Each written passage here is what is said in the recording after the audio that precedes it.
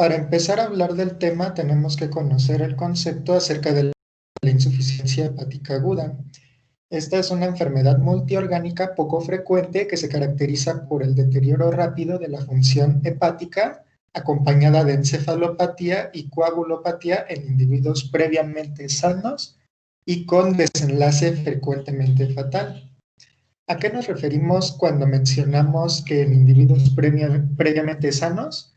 Que debe de suceder en personas en las cuales no hayan antecedentes de cirrosis o de enfermedad hepática preexistente. Pongamos un ejemplo, una enfermedad del metabolismo de la glucosa o algo por ese estilo. Para que sea considerada aguda, tiene que suceder en un periodo menor a 6 meses. Ahora, igual unos conceptos importantes que debemos de saber para poder entender este tema es el de insuficiencia hepática fulminante. Este es un término que fue el primero en darse a conocer sobre este tema y este va a consistir en una lesión hepática grave de naturaleza potencialmente reversible que está acompañado de una encefalopatía hepática que sucede 8 semanas posteriores, bueno, dentro de las 8 semanas posteriores al inicio de la sintomatología. Esto en ausencia de enfermedad hepática preexistente. De igual forma, tenemos que diferenciar la insuficiencia hepática aguda de un término que se conoce como insuficiencia hepática aguda sobrecrónica, que esto va a ser una descompensación aguda en la cirrosis y va a resultar en una falla de órganos extrahepáticos. Y esto es muy característico de 3 enfermedades que pueden manifestarse como esta insuficiencia hepática aguda sobrecrónica o como una insuficiencia hepática aguda, que van a ser la enfermedad de Wilson, una infección crónica por el virus de la hepatitis B o una hepatitis por autoinmunitaria.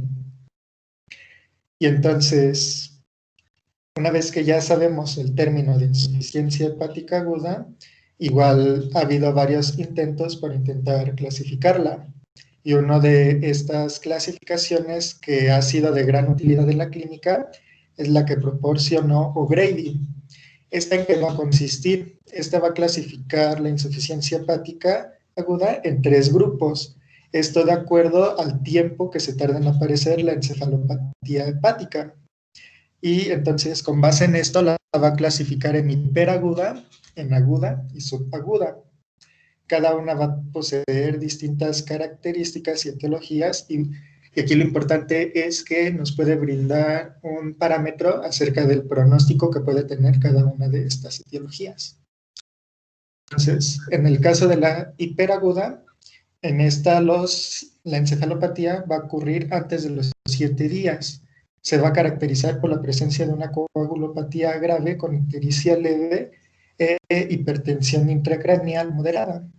Las etiologías más frecuentes de este tipo de insuficiencia hepática va a ser la intoxicación por paracetamol o la isquemia hepática. Después va a estar la aguda, que esta se caracteriza por una coagulopatía moderada, ictericia moderada, con hipertensión intracraneal moderada, y las principales etiologías de este grupo van a ser los virus de la hepatitis. El más frecuente, el B.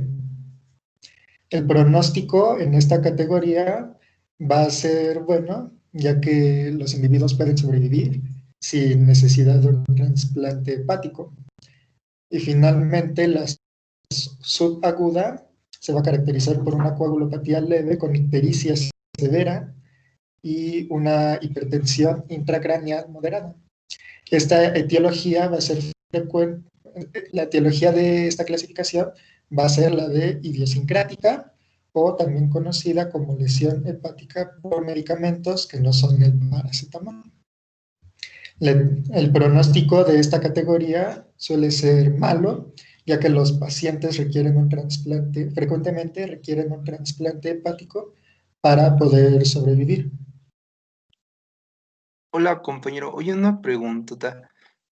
Es que yo tengo información como diferente. Tengo que al contrario, la subaguda es la que va a presentar como mejor pronóstico. Y también tengo que, de hecho, la subaguda es de las 4 hasta las 24 semanas, que ahí sí te da un periodo de 6 meses. Aquí fíjate que sucede algo muy curioso. Entre más se tarda en aparecer la encefalopatía, peor va a ser el pronóstico. En las etiologías que son dadas, por ejemplo, por la intoxicación por el paracetamol, a pesar de que la manifestación clínica se presenta de forma temprana y con mayor severidad, si lo quieres ver así, una vez que se logra solucionar el cuadro que están teniendo, la recuperación hepática se puede dar sin necesidad de un trasplante. Pero ¿qué sucede en las que se tardan más tiempo de esto? En la lesión hepática que ya se dio por estas etiologías ya está muy progresiva y entonces la lesión no se puede ir recuperando de forma tan fácil como sucedería en las anteriores. Y entonces la severidad de estas, a pesar de que no tienen una sintomatología tan marcada, tienen un peor pronóstico. Lo voy a volver a checar en mi bibliografía. Ajá, Pero gracias, compañero. Aquí la subaguda es porque ya va a ir evolucionando a una cronicidad, ¿sale? La hiperaguda, que es como el paracetamol, los pacientes que hacen reacción para paracetamol, esas son súper graves porque hacen una insuficiencia hepática fulminante, muy severo. Algunos que logran salir de esa gravedad, todavía evolucionan a cronicidad y van a requerir el trasplante en algún momento, definitivo.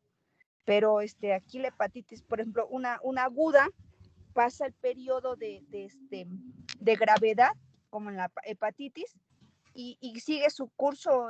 No todas llegan a cronicidad, pero la mayoría van a evolucionar a cronicidad.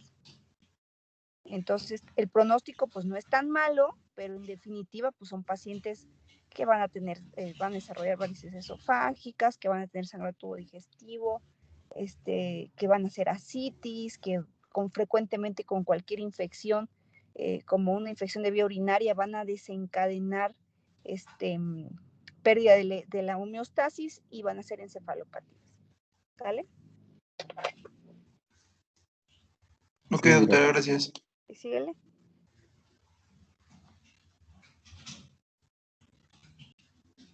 Entonces, hablando ahora de epidemiología, según estudios realizados, se menciona que tiene una incidencia mundial de aproximadamente 10 casos por cada millón de personas al año.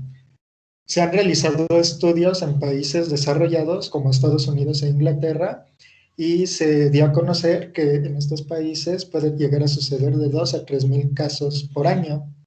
Como les mencioné, es una enfermedad poco frecuente, pero entonces, ¿cuál va a ser su relevancia? Pues principalmente que su manejo va a requerir un uso sustancial de recursos y algo muy importante es que tiene un alto índice de mortalidad, llegando a ser de entre un 30 a 50%.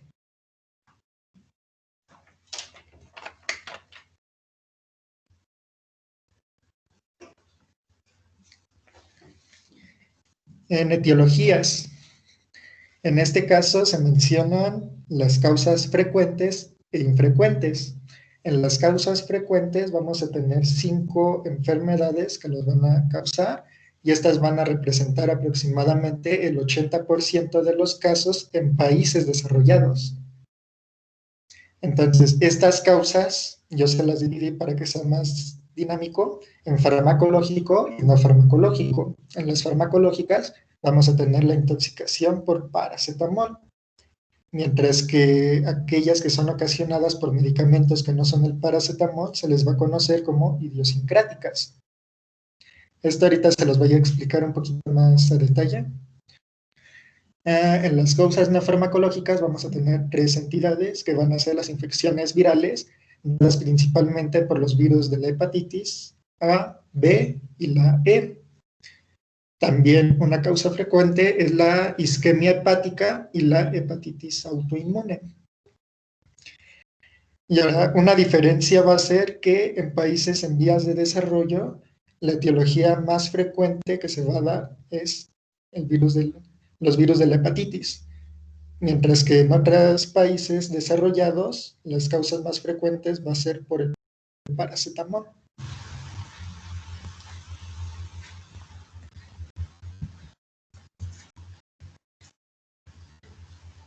Entonces, ¿qué es lo que va a pasar en la intoxicación por paracetamol? Como les mencioné, en países desarrollados, esta puede representar del 45 al 60% de los casos de insuficiencia hepática aguda. Esta se va a deber a una falla en la ingesta del medicamento. ¿Esto a qué nos referimos? Van a ser, por ejemplo, pacientes que al sentir un dolor se van a tomar una pastillita, pero no sienten que este dolor disminuya y entonces a los 5 minutos van y se toman otra. No se les disminuye el dolor, van y ya se toman otra y así empiezan a tener una ingesta aumentada por un tiempo prolongado y entonces si superan un umbral tóxico empiezan a presentar estas manifestaciones clínicas que ahorita les voy a mencionar. O bien se puede dar con fines suicidas. La dosis tóxica va a variar mucho de acuerdo a la edad. En niños se menciona que va a ser de 150 a 200 miligramos por kilogramo de peso. En adolescentes la dosis tóxica se alcanza a los 4 gramos y en el adulto va a ser de 7.5 a 10 gramos. Aunque bien se menciona que si estos pacientes tienen algunos factores de riesgo como desnutrición, alcoholismo o están en terapia anticonvulsiva, puede aumentar el riesgo de toxicidad en dosis inferiores. Y la bibliografía menciona que una dosis mortal con este medicamento se alcanza al consumir 48 gramos al día. ¿Cómo es que va a suceder el daño en esta etiología? Pues bueno, el paracetamol cuando se toma va a sufrir un metabolismo hepático, principalmente por una sulfatación y glucurinación. Y entonces esto va a dar como resultado varios metabolitos. Entre ellos está el N-acetil benzoquinoinamina o NADQ1. Este es un metabolito tóxico que de forma fisiológica va a ser conjugado por el glutatión para poder ser excretado. Sin embargo, cuando hay una sobredosis, lo que va a pasar es que el glutatión se va a saturar y entonces no va a ejercer su acción sobre este metabolito. Y entonces al no ejercer su acción, este metabolito va a ser libre de ejercer sus acciones tóxicas sobre diversos tejidos, principalmente en el hepatocito, en el que va a promover la necrosis. Sin embargo, también puede causar daño en lo que es el riñón. Siempre los cuadros agudos de una hepatitis o de una insuficiencia hepática casi siempre van acompañados de algo que se llama síndrome hepatorrenal, o sea, es decir, empeoran tanto que la afección secundaria va a ser el riñón, ¿sale? Y pues bueno, la clínica de esta etiología va a ser muy curiosa. ¿Por qué? Porque en las primeras 24 horas los pacientes se pueden mostrar asintomáticos o tener síntomas como náuseas y vómitos. Después de estas 24 horas, cuando de 24 a 72 horas de la ingesta, los síntomas van a desaparecer. O sea, esto va a ser como que el paciente lo va a considerar como que ya se recuperó de lo que tenía o algo así. Pero ¿qué es lo que va a suceder? Empieza la hepatotoxicidad y entonces se empiezan a aumentar los niveles séricos de las enzimas hepáticas. Después de estas 72 horas, se empieza a hacer evidentes los síntomas ya como tal de la hepatotoxicidad. Y aquí ya se puede empezar a manifestar una encefalopatía hepática o oliguria por el daño renal que se está manifestando. Y en estas 72 a 96 horas es cuando los pacientes tienen mayor riesgo de morir. Y pues ya si lograron sobrevivir a estas 96 horas, ya progresan a una etapa de recuperación que puede durar semanas o meses para poder normalizar los niveles que tenían de enzimáticos y que su organismo regrese a la homeostasis, si es que se recupera.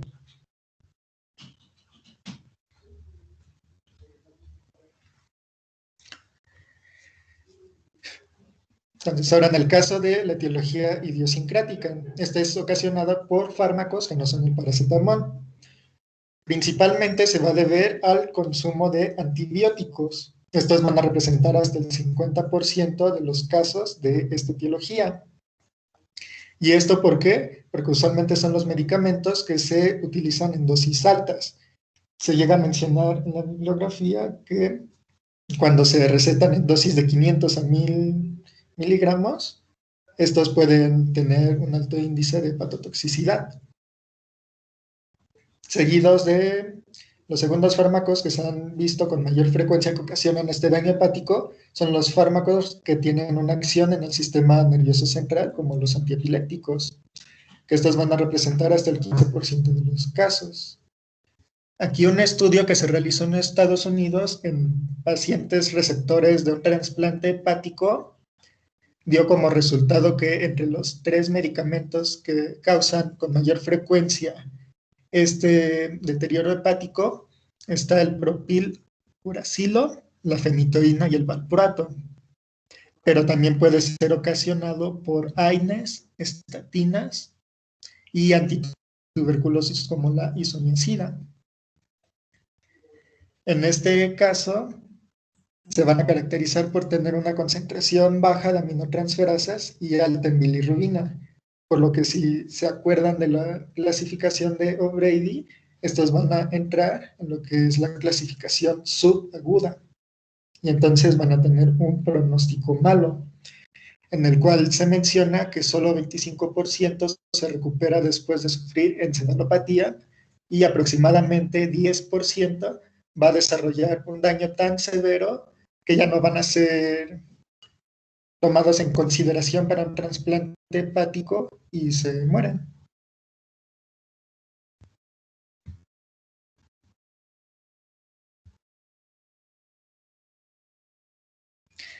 En el caso de las hepatitis, vamos a empezar con la hepatitis A. Este es un virus de RNA monocatenario, sin envoltura, como se muestra en la imagen, que va a ser el responsable de aproximadamente 3% de los casos de insuficiencia hepática aguda. Suele tener un curso leve, el 90% es asintomático, principalmente en niños. Cuando se presenta sintomatología es más frecuente en adultos y esta se va a caracterizar por fiebre, anorexia, náuseas, dolor en el cuadrante abdominal superior derecho e ictericia. En este caso, el pronóstico va a ser muy bueno. Aproximadamente 70% de los pacientes se recuperan de forma espontánea y sin trasplante. La forma en cómo se transmite este virus va a ser, como lo vimos el día de ayer, por vía fecal oral. Esto es por el consumo de agua contaminada o el consumo también de mariscos mal cocidos. Por transfusión sanguínea es muy raro que se pueda llegar a transmitir, aunque también se puede dar por vías de transmisión sexual, como cuando un hombre tiene relaciones sexuales con otro hombre. Y la probabilidad de que progresen a una hepatitis fulminante es inferior al 0.1%. En esta misma categoría podemos englobar al virus de la hepatitis E, que cursa de una forma muy similar al virus de la hepatitis A, pero ¿cuál va a ser la diferencia? En el virus de la hepatitis E se va a correlacionar su progreso a una hepatitis fulminante en mujeres embarazadas.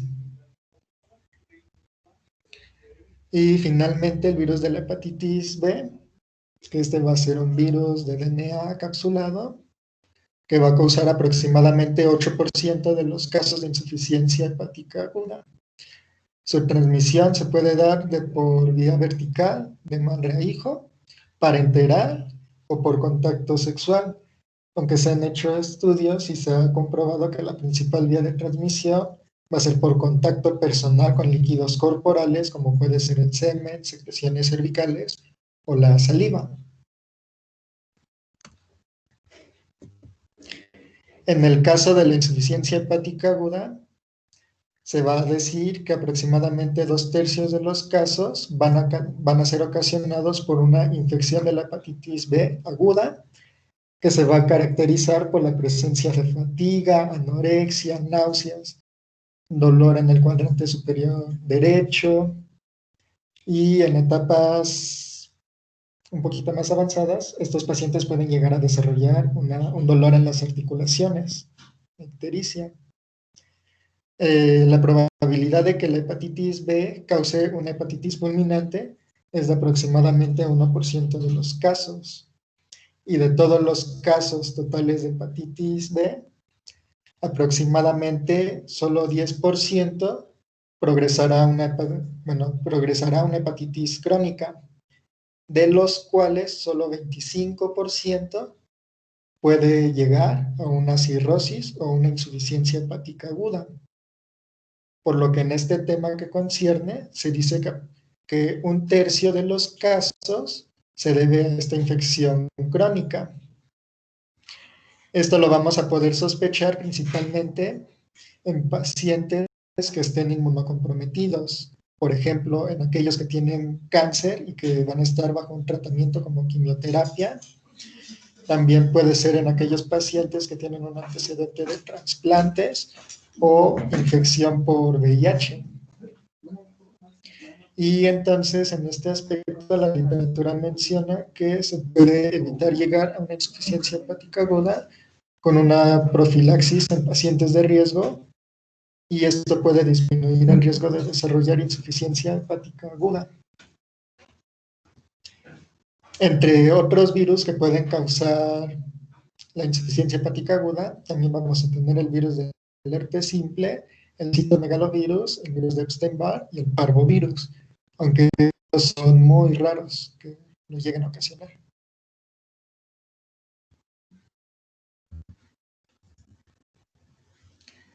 La hepatitis autoinmune.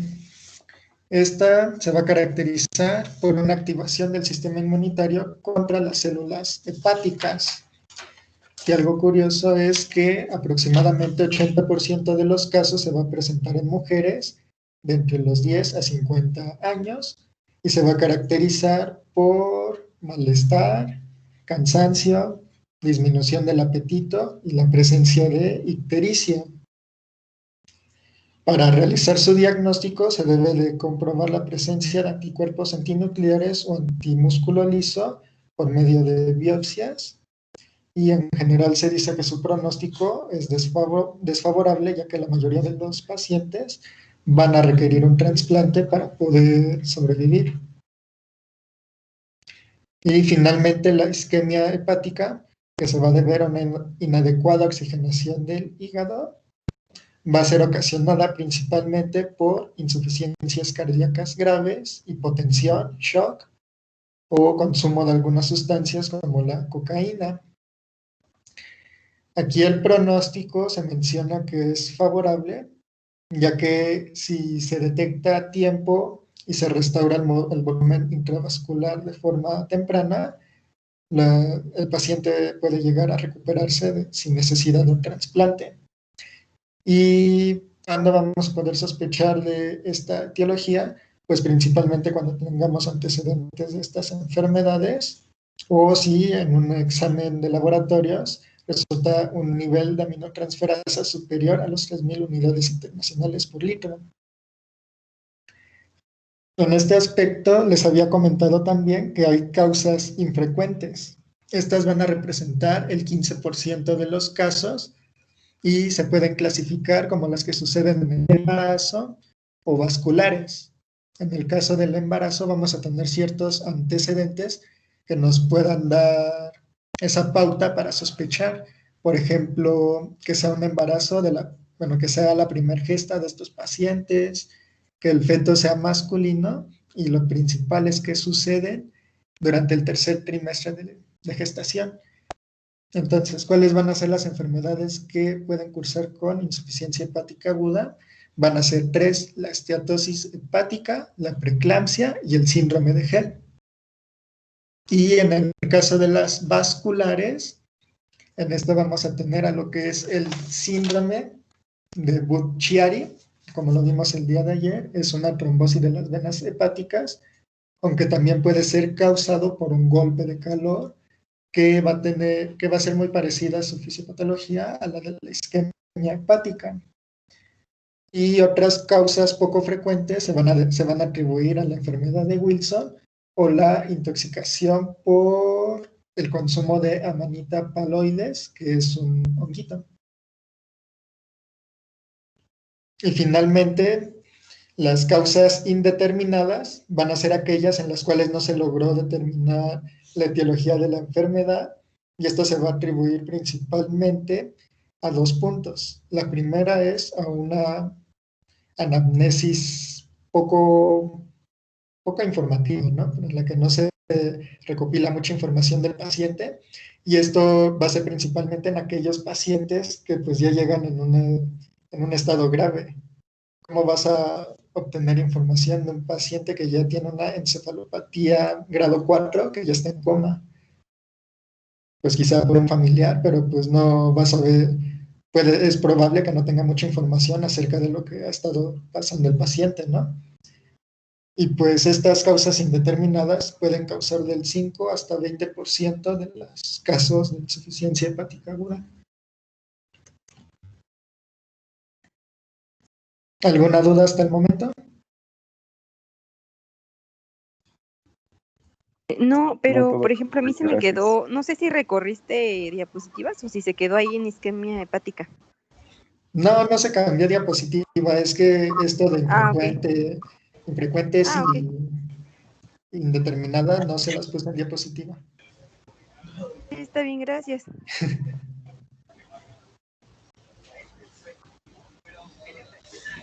Y bueno, ahora seguimos con la fisiopatología. ¿Sí me escucho bien? Sí. Sí, Sí. gracias.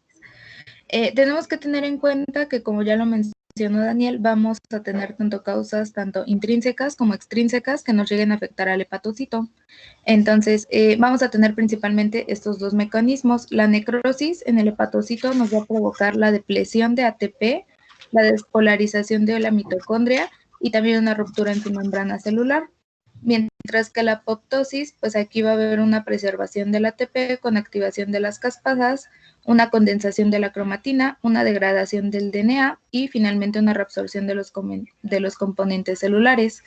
Estos 2 mecanismos a su vez van a provocar la activación de las células de Kupffer y también una respuesta tanto la respuesta inmunitaria como la de las células de Kupffer van a dar una respuesta inflamatoria sistémica y finalmente nos van a dar una disfunción orgánica múltiple. Esto es importante ya que es característico pues de una insuficiencia hepática aguda que normalmente va a evolucionar hacia otros sistemas. La que sigue, por favor.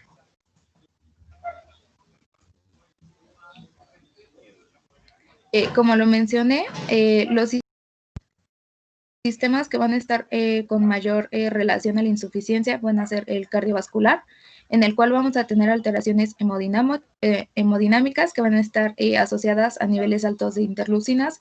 Estas pueden ser la interleucina 6 y la 8 principalmente.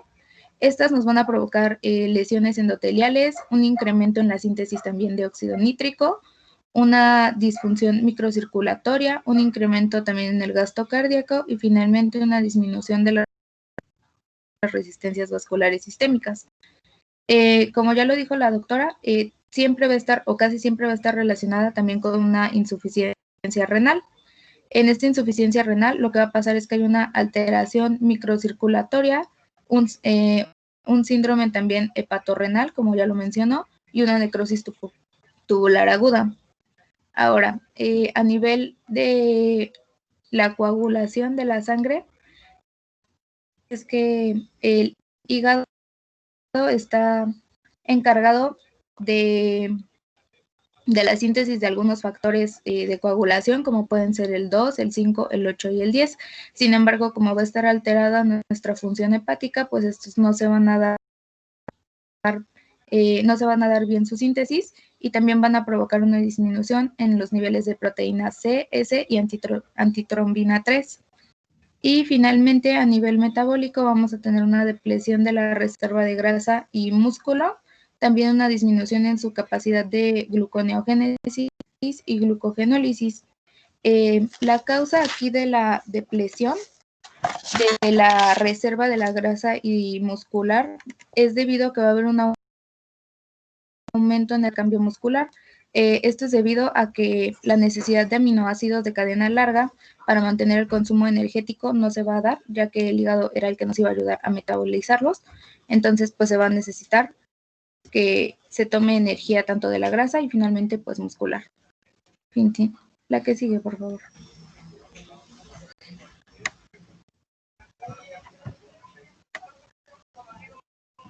Y bueno, aquí les coloqué un esquema.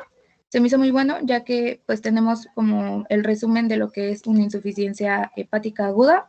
Primero tenemos un hígado sano, por el cual pues vamos a tener el paracetamol, el virus o alguna intoxicación que nos va a provocar que haya una insuficiencia hepática aguda. También puede ser provocada por medicamentos hepatotóxicos. Entonces, a grandes rasgos, nos va a dar un defecto en el metabolismo, una inflamación y un defecto en la síntesis, como ya les dije, de los factores de coagulación. Estos, a su vez, pues nos pueden provocar lo que van a ser las complicaciones, como pueden ser la encefalopatía, que es una de las más importantes, la insuficiencia renal aguda, la vasoplegia, una dificultad en la respiración y una coagulopatía. Y finalmente nos puede llegar igual a una de las más graves, que puede ser el edema cerebral, que más adelante se los vamos a explicar. La que sigue, por favor. Entonces, ahora como resumen de las manifestaciones clínicas que se dan en la insuficiencia hepática aguda, se las dividimos de acuerdo al órgano en el cual va a estar afectando. Vamos a empezar con el caso del cerebro. Esta se va a caracterizar por la presencia de encefalopatía hepática. ¿Cómo vamos a poder sospechar que tiene una encefalopatía hepática? En una etapa inicial se va a caracterizar por asterexis o flapping tremor, que es la incapacidad para mantener la posición con los brazos hacia adelante y las manos extendidas y los dedos separados.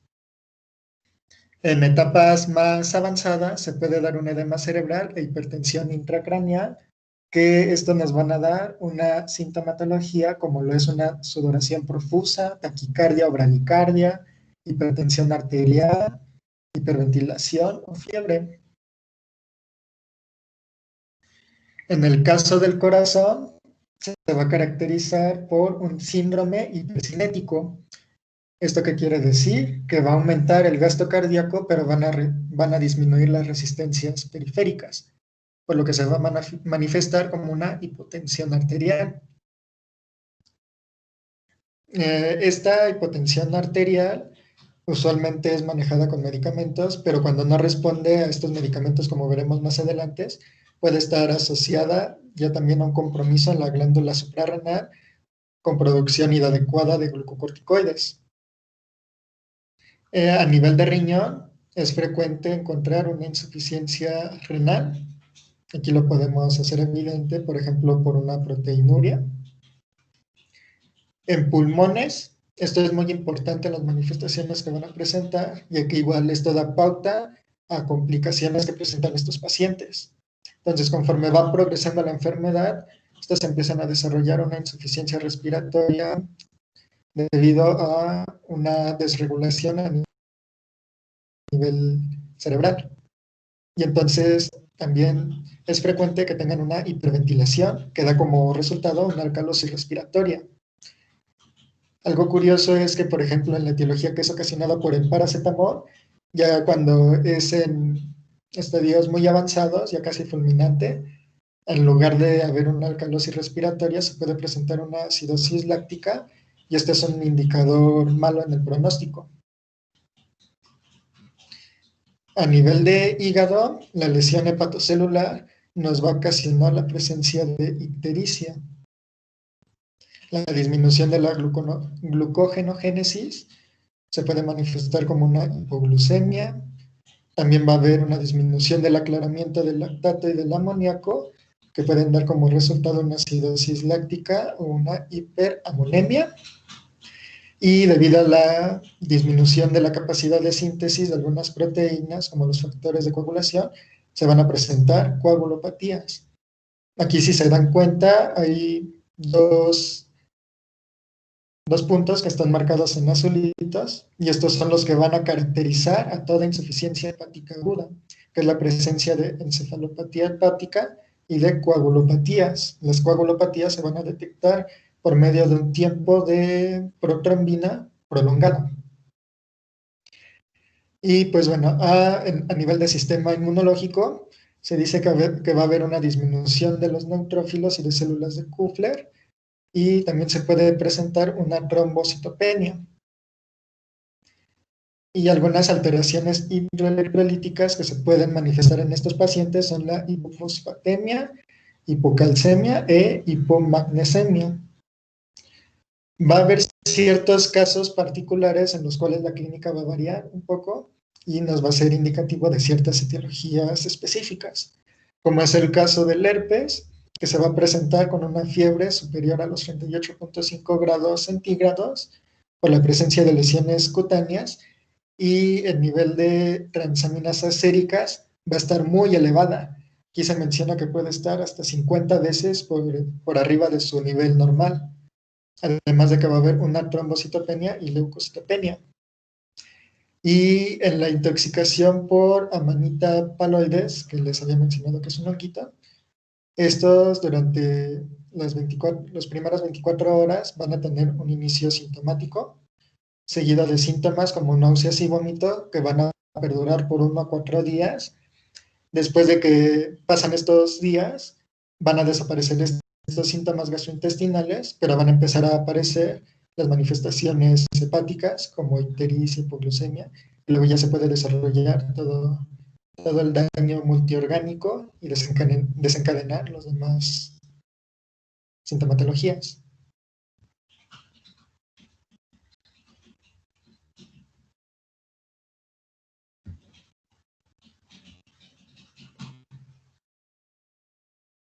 Bueno, ahora vamos a pasar a hablar acerca de nuestro diagnóstico en la insuficiencia hepática aguda.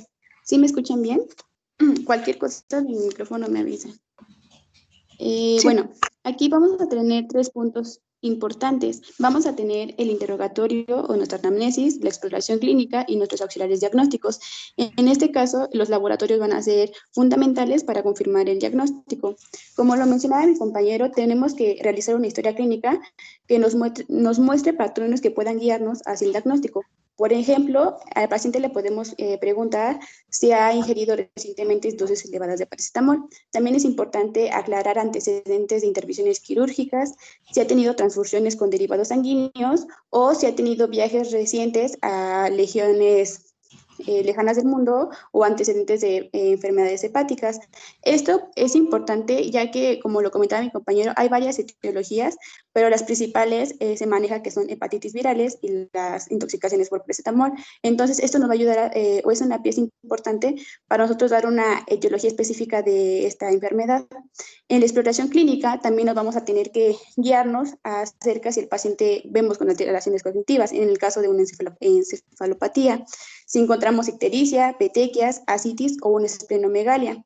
También es importante, como les mencionaba, los auxiliares diagnósticos, ya que estas auxiliares van a ser importantes para poder dar la etiología precedente de la enfermedad. La siguiente.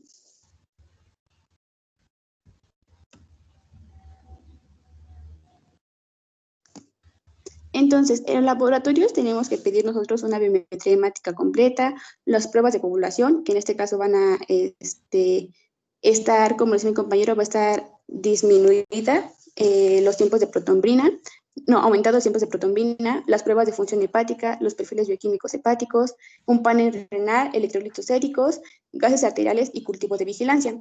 ¿Y qué es lo que vamos a encontrar en estos laboratorios? Lo importante de las alteraciones bioquímicas que vamos a encontrar van a ser el tiempo de protombina va a estar prolongado. Se dice que mayor a 1.5.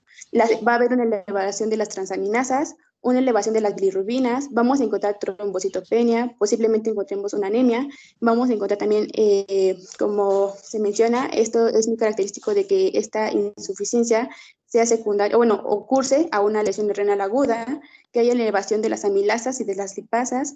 En los pacientes vamos a encontrar una hipoglucemia y en las alteraciones de los electrolitos vamos a encontrar hipomagnesemia, hipotasemia y vamos a encontrar la deshidrogenasa láctica elevada. En el caso de estas, bueno, ahorita más adelante les puse un cuadro de acuerdo a los laboratorios que se tienen que mandar a hacer de acuerdo a cada etiología. Pero en cuanto al estudio de imagenología, tenemos que mandar a hacer, o bueno, se dice que los que nos pueden ayudar es un ultrasonido Doppler, una tomografía axial computarizada, una radiografía de tórax y una tomografía de cerebro. En este caso se decía que el ultrasonido Doppler se mandaba a hacer solamente en caso que nosotros sospecháramos de un síndrome de Chiari, que son de las etiologías poco frecuentes, y esto es porque nos va a mostrar el flujo de las venas suprahepáticas, que es la característica de esta patología. Sin embargo, también nos puede ayudar en el caso de que nuestro paciente, nosotros en la exploración encontremos esplenomegalia, a saber si hay la presencia de una masa, pero solamente nos podía orientar a esto, porque en sí las demás alteraciones los podemos encontrar con el laboratorio. Y menciona acerca de las biopsias. La biopsia es importante, pero no se realiza de forma rutinaria. Solamente la indicación que tiene esta es para descartar un infiltrado maligno o por una hepatitis alcohólica, por una cirrosis. Y pues en este caso también sería especial mandarla a hacer si nosotros encontramos o consideramos a nuestro paciente que necesita un trasplante hepático, pero bien fuera, pues no se recomendaría esta biopsia, o bueno, no se hace de forma rutinaria. No se hace de forma rutinaria, solamente es cuando hay indicaciones muy específicas, sobre todo cuando hay la duda si fuera un paciente, una idiopática, por ejemplo, que no sabemos, podría ser para acá la etiología y estamos confusos, esos son los que van a biopsia. Y antes era a través de cirugía por la laparoscopia. Hoy en día podemos hacerlo por radiología intervencionista, a través de una tomografía. El radiólogo mete agujas especiales que se llaman de Trucut y toma tejido hepático, o bien nosotros por ultrasonido endoscópico tomamos tejido hepático también, con agujas muy delgaditas. En grados muy alto, acuérdense siempre. ¿Sale? Gracias. Ok, la siguiente.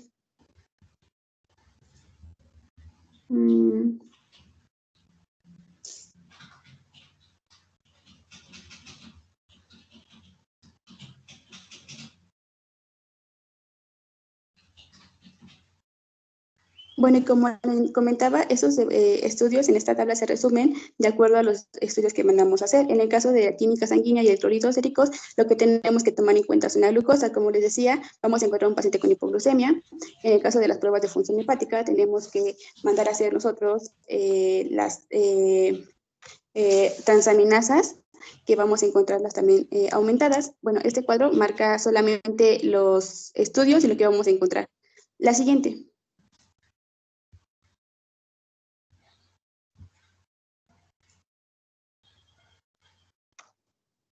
Y bueno, ya por último, para terminar la etiología específica de la enfermedad o de la etiología que nosotros pensamos, tenemos que hacer un estudio de un cribado de agentes víricos en el caso de las hepatitis virales y de autoanticuerpos en el caso de una hepatitis autoinmunitaria. Entonces, este cuadro me gustó porque menciona la etiología y las pruebas diagnósticas que se tienen que mandar a hacer o de acuerdo a la etiología que nosotros creemos. Sin embargo, por decir, en el caso del paracetamol, pues vamos a encontrar niveles de fármacos en la sangre, en la hepatitis autoinmunitaria, los autoanticuerpos, y también en el caso de las etiologías que son poco frecuentes, como les comentaba mi compañero, el síndrome de Hell, podemos mandar a hacer un recuento plaquetario. En el caso de la esteatosis hepática aguda, podemos mandar a hacer una ecografía, niveles críticos de ácido úrico o una histología hepática. En este caso sería la biopsia. Y en el caso de neoplasias hepáticas, lo que nosotros tenemos que mandar a hacer es una tomografía computarizada, una resonancia magnética y también una biopsia. También aquí en este caso se recomienda la biopsia. Pero estas son las patologías que son un poco, bueno, que no son tan frecuentes pero pues de todos modos nos mandan un algoritmo de los que podemos mandar a hacer para confirmar su diagnóstico.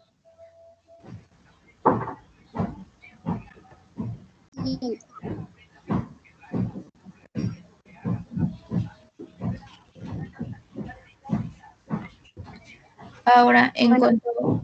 diga.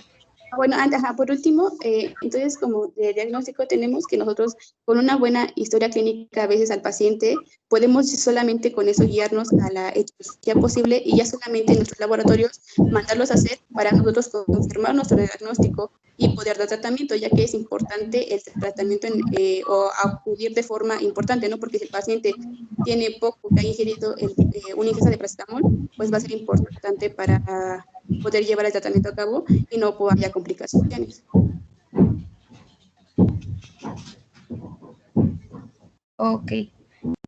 Entonces, sigamos con las complicaciones. Es importante mencionar que estas, pues casi siempre, al menos las metabólicas, se van a presentar en el paciente.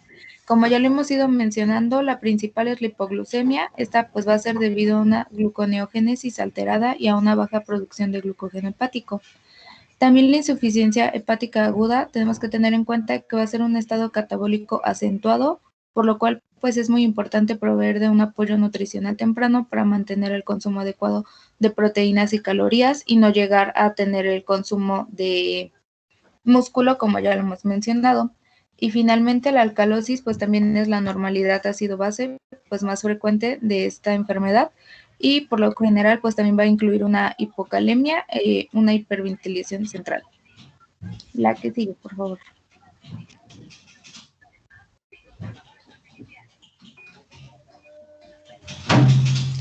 Ahora, en cuanto a las coagulopatías, pues tenemos que saber que este va a ser un parámetro importante para la evaluación del pronóstico. También es importante saber que los pacientes no van a sangrar a menos que a menos de que haya una prolongación acentuada en el tiempo de la protrombina y también cuando las cuentas plaquetarias sean menores de 50,000 por milímetro cuadrado. Ahora, también se menciona que en estos pacientes es importante utilizar inhibidores de la bomba de protones o bloqueadores de los receptores H2 o sucralfato. Esto, pues, si sabemos que tiene una úlcera o algo relacionado para desencadenar una hemorragia gastrointestinal. Esto, pues, para evitarlo y, pues, para evitar un daño mayor al organismo. De tratar las coagulopatías, ya que son muy frecuentes el desarrollo de una coagulación intravascular diseminada, una fibrinolisis primaria y también en ocasiones pues podemos llegar a un proceso trombótico, por lo cual pues es muy importante pues, tener este parámetro de coagulopatía. La que sigue, por favor.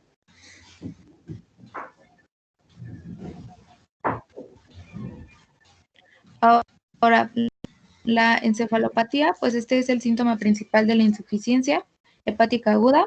Esta una vez que se desarrolla en un grado 3 o 4, la multiorgánica y de muerte es muy alta, por lo cual pues es muy importante encontrarla en sus primeros grados. Como lo pueden ver a su derecha hay una tabla de los criterios de Westhaven. En el primero vamos a encontrar a un paciente eufórico o con ansiedad, con una leve falta de atención y un deterioro del desempeño de acción. Ahora, en el grado 2 vamos a tener ya letargia o apatía, desorientación mínima en tiempo o lugar, cambios de personalidad, comportamiento inapropiado del desempeño de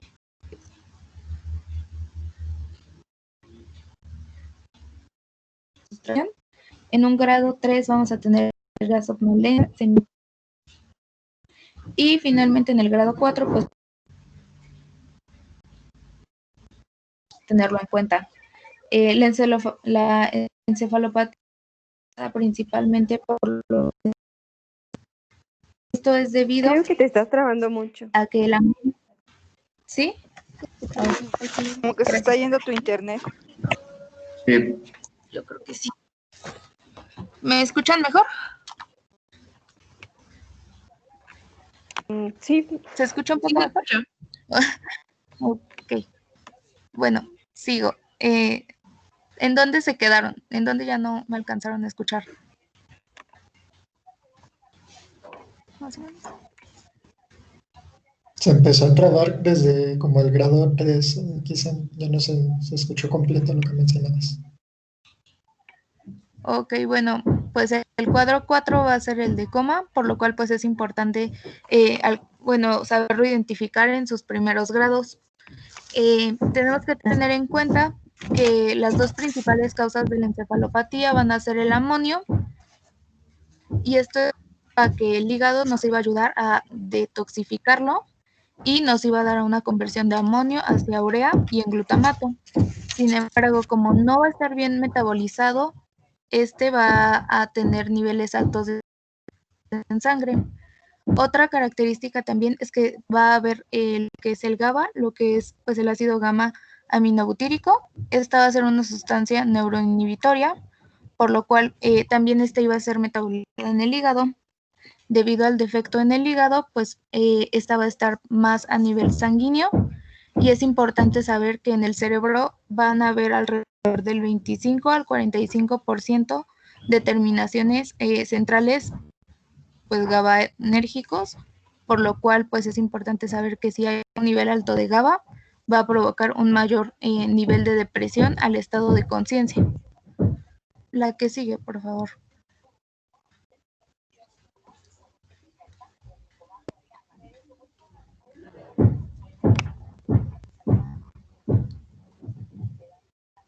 Dani, la que... Ya le cambié, ¿no? Está en edema cerebral. ¿No se cambió? No, no se cambia. Ahí está. No, no cambia. Ah, ya. Ya. Ajá. No cambió. Ok. Y bueno, en las etapas tempranas de la encefalopatía hepática, pues puede ser beneficiosa una terapia con lactulosa, así como suprimir las proteínas de la dieta y drenar la sangre del intestino si es que hay una hemorragia. Y bueno, esto sería como en general. Pasamos al edema cerebral. En el edema cerebral, pues esto va a estar acompañado de una hipertensión intracraneal, y bueno, es la causa más común de muerte en la insuficiencia hepática aguda, y esta puede desarrollarse de manera muy rápida. También es importante saber que este edema no se va a dar en insuficiencia hepática aguda o en alguna insuficiencia hepática subfulminante. La que sigue, por favor.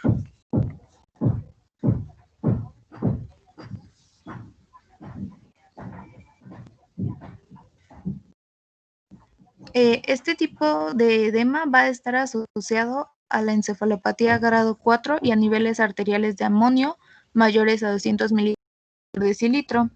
Este va a tener un inicio rápido en la insuficiencia, y lo que pasa es que va a impedir el flujo sanguíneo cerebral, y este no es un déficit neurológico isquémico irreversible, por lo cual pues es importante no llegar a un grado 4 de encefalopatía o a un edema.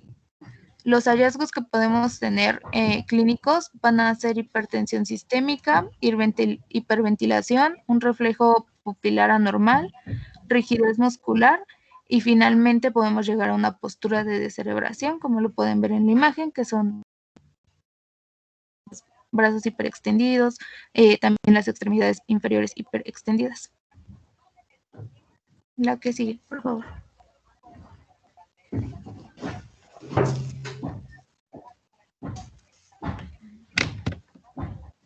Y bueno, en cuanto al tratamiento a grandes rasgos puede ser disminuir los estímulos táctiles, elevar la cabeza a 20 grados para mejorar pues el drenaje venoso yugular y evitar la hipotensión y la capnia. Y en específico podemos dar manitol en bolo de 0.5 a 1 gramo por kilogramo por vía intravenosa. Y bueno, este es administrado cada hora hasta que la presión intracraneal mejore o hasta que la osmolalidad plasmática alcance 310 miliosmoles por litro. Y también tenemos que tener en cuenta la presión de perfusión cerebral, que tiene que ser mayor a 50 miligramos de mercurio. La que sigue.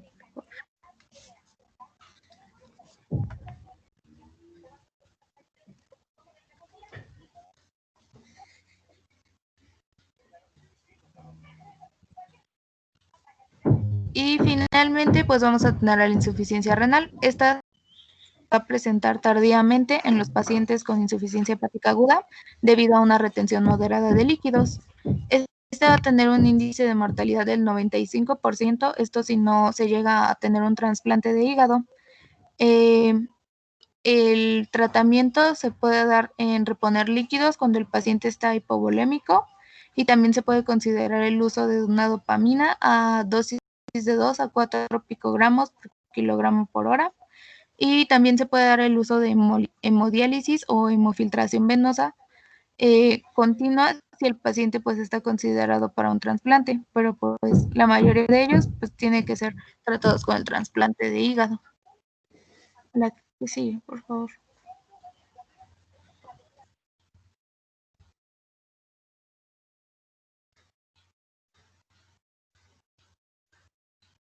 Bueno, ahora vamos a empezar a hablar acerca del tratamiento.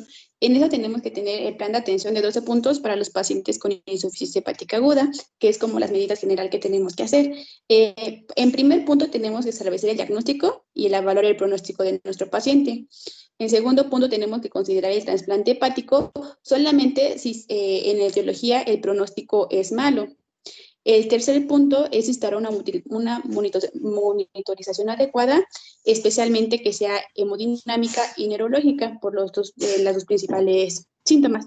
Tenemos que vigilar regularmente la coagulación de nuestro paciente y en el quinto punto tenemos que aplicar una ventilación mecánica a los pacientes cuando estos tengan un grado de encefalopatía grado 3.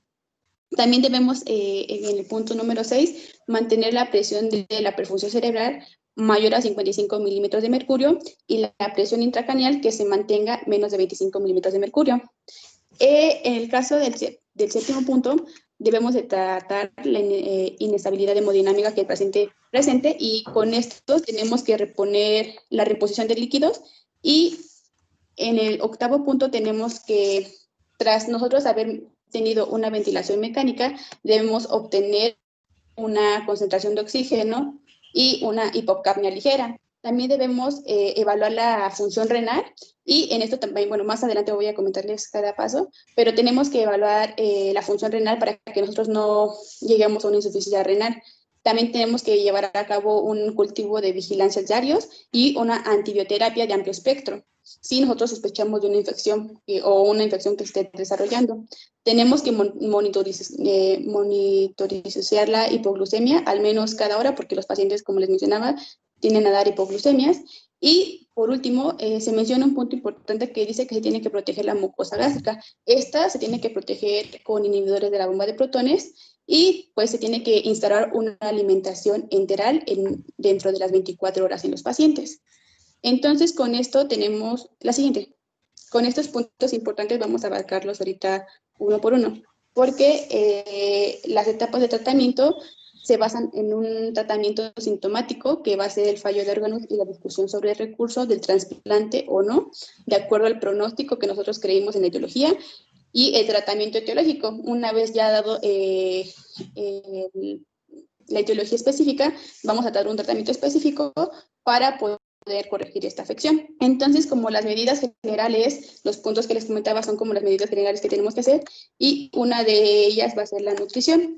Se dice que el inicio temprano de una terapia nutricional asegura la mejor evolución de nuestros pacientes y porque estos pacientes van a caracterizarse porque tienen un hipercatabolismo una disminución de la capacidad glucogenónica. Entonces, también se van a caracterizar estos pacientes porque tienen una deficiencia de vitaminas. Entonces, esto va a atender o facilita la hipoglucemia y por lo tanto, en estos pacientes se requieren infusiones continuas de glucosa intravenosa. Pero también se menciona que necesitan un aporte calórico. Un aporte calórico de 20 a 25 kilocalorías sobre kilogramo al día en las fases iniciales. Pero una vez que nosotros tengamos a un paciente ya estable, podemos incrementar este aporte calórico a 25 a 30 kilocalorías al día. Pero este aporte calórico que debe incluir vitaminas del complejo B, vitaminas C y K, oligoelementos, ácidos grasos esenciales y antioxidantes. También se menciona que este manejo se puede dar por vía enteral o por vía parenteral. dependiendo del caso que se encuentre. Y bueno, en un artículo que estaba comentando se decía que N-acetilcisteína se debe administrar a todos los enfermos independientemente de la etiología de la insuficiencia hepática, porque más adelante, como lo voy a explicar, este es el antídoto específico para la intoxicación para paracetamol. Este se tiene que dar menos de 5 días y se menciona que no, pues hay un poco de mejoría en estos pacientes. La siguiente.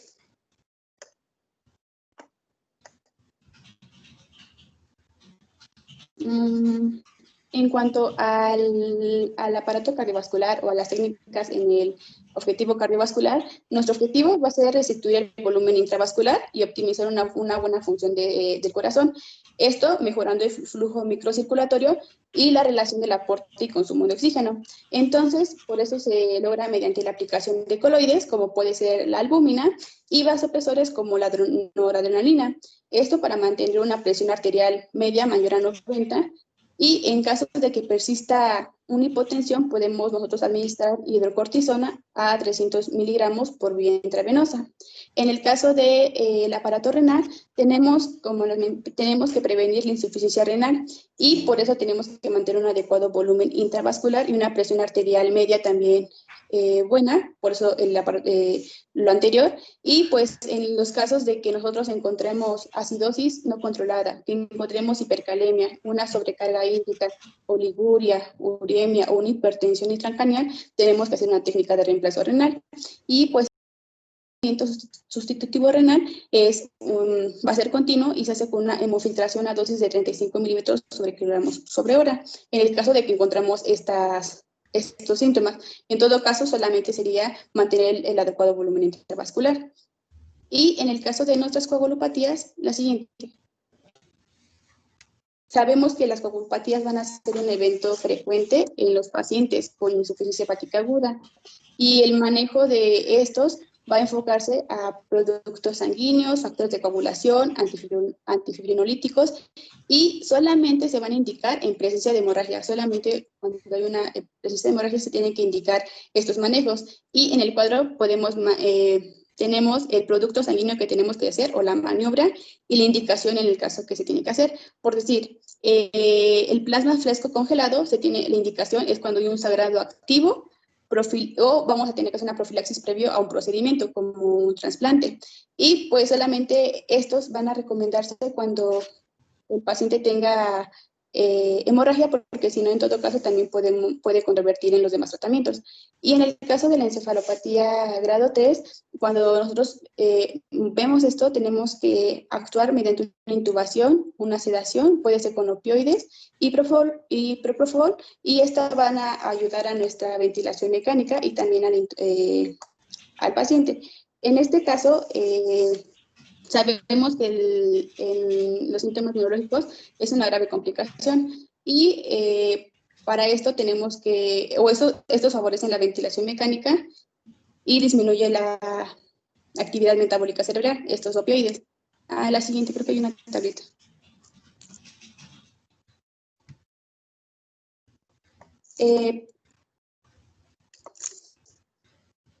Ok, y bueno, esa tablita es el manejo de edema cerebral en paciente con insuficiencia hepática aguda. Tenemos, en el caso de la profilaxis, elevar la cabeza de la cama de 20 a 30 grados para mantener el cuello en rotación neutra. Y para esto mejorar el drenaje venoso y yugular y evitar la hipotensión que tenga el paciente, una hipoxia o una hipercapnia. También tenemos que, en el caso de la hiperventilación por alcalosis respiratoria, esta mejora la autorregulación de la circulación cerebrovascular. Y en el caso de la hipotermia, se dice que es una medida porque es un manejo o de utilidad, ya que actúa en la reducción del metabolismo del consumo cerebral de oxígeno, así como en la producción cerebral de amonio. Entonces se maneja que es de utilidad. En el caso del tratamiento de primera línea que tenemos que hacer, van a ser agentes osmóticos. En este caso, el primer fármaco que se emplea es el manitol. En pues nos va a ayudar nos va a reducir la presión intracraneal y el edema cerebral. Se dice que se administra de 0.25 a 0.5 gramos por vía intravenosa. Y pues también se menciona que puede haber bolos de suero salino hipertónico o una terapia de reemplazo renal, en el caso de que ya encontremos los signos que les había comentado anteriormente. Y en el tratamiento de rescate podemos dar bolos de manitol adicional, una sedación profunda con barbitúricos o una terapia de hipotermia. En estos casos, en la terapia de rescate serán los pacientes que están ya en un grado 3 o un grado 4. Siguiente.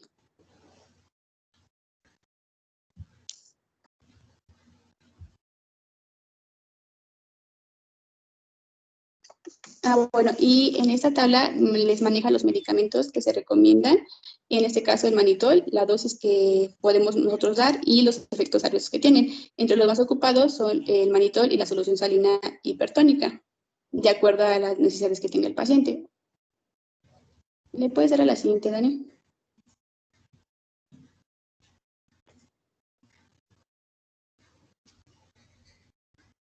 Y bueno, las metas terapéuticas que tenemos que tener nosotros con con el tratamiento, las metas que tenemos que tener en cuanto al edema cerebral, menciona que tenemos que tener el pH, o nuestro objetivo es que lo encontremos en 7.35, 7.4, la presión de oxígeno que esté mayor a 90, en el caso del sodio que lo encontremos en unos niveles de 140, 150, la glucosa que esté de 70 a 110 miligramos sobre decilitro, y la presión arterial media que se encuentre mayor a 65 milímetros de mercurio, que van a ser pues parámetros importantes para nosotros estabilizar a nuestro paciente, o las metas que tenemos que tener.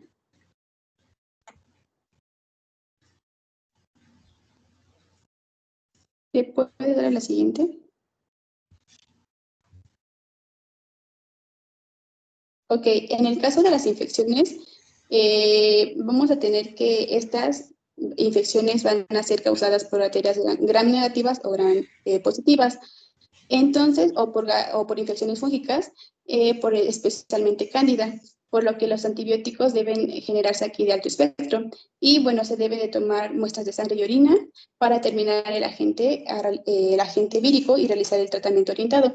También se menciona que debemos hacer una profilaxis antibiótica y un tratamiento antifúngico en cuanto se inscriba a los pacientes o que sepamos que es un pronóstico, son para tratamiento con trasplante, y desde ahí tenemos que empezar a hacer esta medida. En el caso de las alteraciones metabólicas, las más importantes, pues van a encontrar la citosis metabólica, y pues en estas la terapia lo que consiste va a ser en la reposición de líquidos y corregir este desequilibrio eléctrico. Por eso desde el principio manejar este desequilibrio, y en el caso de la alcalosis metabólica, pues vamos a tratarla mediante administración de suero salino intravenoso. Y en este caso también en la hipoglucemia, pues es una alteración metabólica que se va a encontrar, pero ya les mencionaba que se tiene que tomar o se trata con infusiones de glucosa intravenosa. Y se tiene que monitorizar cada hora este glucemia en estos pacientes. La siguiente. Y bueno, ya por último del tratamiento, tenemos nosotros que saber que en las etiologías hay pronósticos buenos y hay pronósticos malos. Y en el caso de que el pronóstico sea malo del paciente, pues vamos a nosotros implementar el trasplante hepático. Este va a ser el único procedimiento que va a asegurar un incremento en la supervivencia de los pacientes. Se dice que alrededor del 70-80% en su primer año. Para eso también tenemos que saber que la decisión al momento de realizar el trasplante hepático suena difícil y en general se realiza de acuerdo a criterios que han sido validados en series de pacientes anteriormente. El modelo para seleccionar pacientes con insuficiencia hepática aguda se basa en la utilización de indicadores de mal pronóstico. Y estos indicadores de mal pronóstico son los criterios de King's Code, que fueron publicados en el 89. Y bueno, se encuentran entre los primeros pronósticos o modelos que se utilizan para ese trasplante hepático. Y bueno, se dice que fueron desarrollados a partir de un análisis de 558 pacientes con insuficiencia hepática aguda. Estos criterios se dice que son eficaces para predecir la mortalidad y por tanto cuando están presentes se considera una realización de trasplante. Estos manejan o tienen una especificidad del 95% en el caso de etiologías por fármaco como paracetamol, y una especificidad del 82% en patologías que no son agregadas a este fármaco. Se dice que estos criterios pues, nos pueden ayudar, sin embargo, últimamente están en estudio de más criterios para que haya una mayor sensibilidad hacia esos trasplantes. Y bueno, en el caso de criterios por paracetamol, que estos fármacos se considera un trasplante ortotópico, que en el lactato arterial se encuentra mayor a 3.5 milimoles después de una resucitación hídrica. En este caso también encontré otros criterios, que son los criterios de inclusión o exclusión de los pacientes. En el caso de los criterios de exclusión, que los pacientes no están aptos para estos trasplantes, son que los pacientes tengan una edad mayor a 70 años, que tengan algún otro cáncer que no sea de hígado, una insuficiencia cardíaca, que tengan una falla orgánica múltiple, que haya una infección ya severa, que haya un choque séptico y que haya una muerte cerebral. En esos pacientes pues ya no se consideran, se encuentran excluidos de estos trasplantes. Y en el caso de los criterios de inclusión, pues van a ser pacientes mayores de 18 años, que la esperanza de vida de trasplante menor a 7 días, que el inicio de la encefalopatía en las primeras 8 semanas de síntomas de enfermedad hepática, que esto es la ausencia de enfermedad hepática persistente, o por lo menos la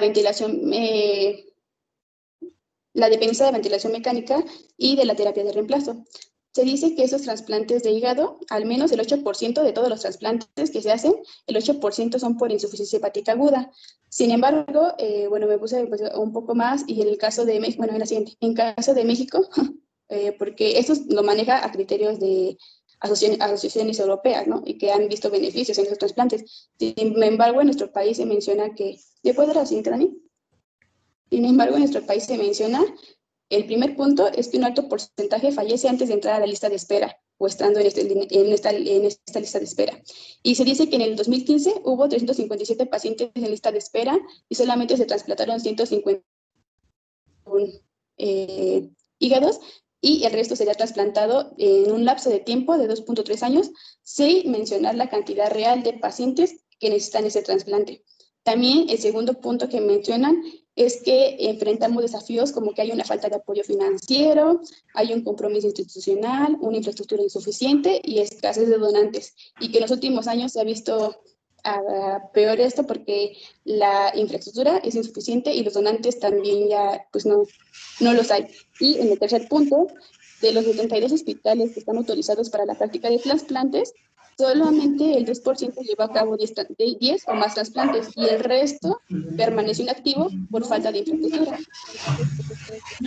Porque la mayoría de pacientes que necesitan un trasplante hepático no llegan a que se los hagan o fallecen en esa lista de espera. Entonces, pues aquí el pronóstico es peor para nuestro país.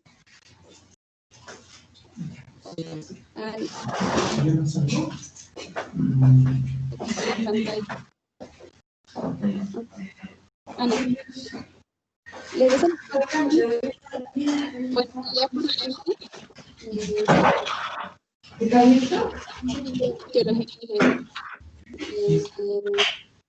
cada patología en este cuadro me menciona en la etiología de esta enfermedad. Por si un embarazo o un síndrome de Hell, el tratamiento pues va a ser que sea dar parto o no dar a luz inmediatamente.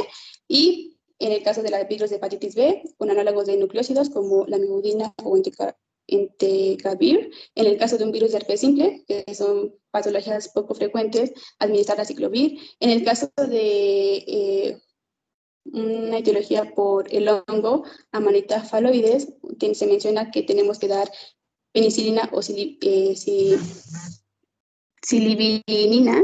En el caso de las hepatitis autoinmunes, se menciona que el tratamiento específico son con corticoides. Y en el caso de una sobredosis de paracetamol, se menciona que nuestro antídoto específico es la N-acetilcisteína. Se dice que es una dosis oral de inicio de 140, seguida de una dosis de 70, cada 4 horas, y esto va a ser durante 68 horas. Aproximadamente son 17 dosis en estos pacientes. Estos pacientes pues muchas veces tienen un buen pronóstico, pero sin embargo, si no se actúa de manera eficaz, pues lo que puede agravar es un trasplante. pero pues ya vimos las condiciones para los trasplantes hepáticos. Y eso sería creo que todo de nuestra parte.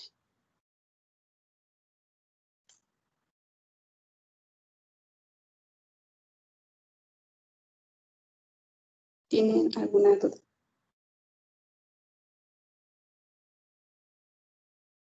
No, todo bien, gracias. Gracias.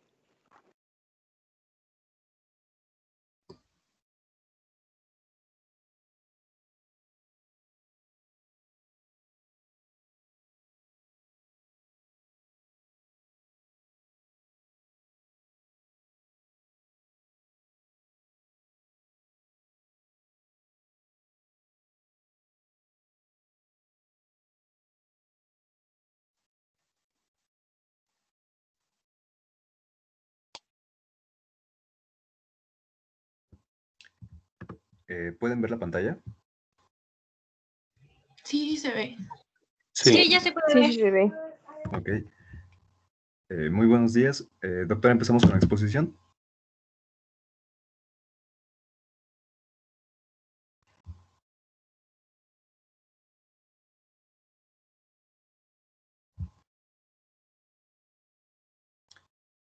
Yo creo que sí empezamos, ¿verdad?